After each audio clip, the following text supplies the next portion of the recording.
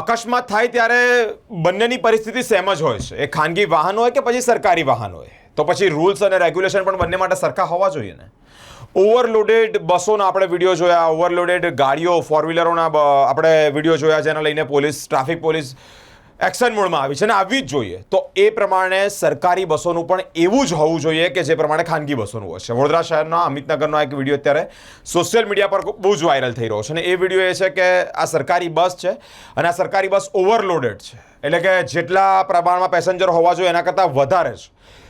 Overloaded બસ, overloaded વિટકોસના લીધે જો કોઈ અકસ્માત સર્જાય તો કોણ જવાબદાર? ટ્રાફિક પોલીસ ખાલી ખાનગી બસ, ખાનગી ફોર વ્હીલરને ટાર્ગેટ કરી રહી છે કે પછી આ લોકો પર પણ નજર રાખી રહી છે? અકસ્માત થાય તો અકસ્માત એવું નથી જોવાનો કે આ સરકારી બસ છે કે આ ખાનગી બસ છે, આ ખાનગી વાહન છે કે આ સરકારી વાહન છે. અકસ્માતમાં પરિણામ બંનેના સરખા આવે છે, ઈજાઓ બંનેને સરખી થાય છે, કેટલાક મૃત્યુ પણ લોકો પામતા હોય છે, તો એ બંને રીતે પામતા હોય છે. એ અકસ્માત ખાનગી બસનો હોય કે સરકારી બસનો હોય, ટ્રાફિક પોલીસનો મોટો રોલ અહીંયા જોવા મળી રહ્યો છે.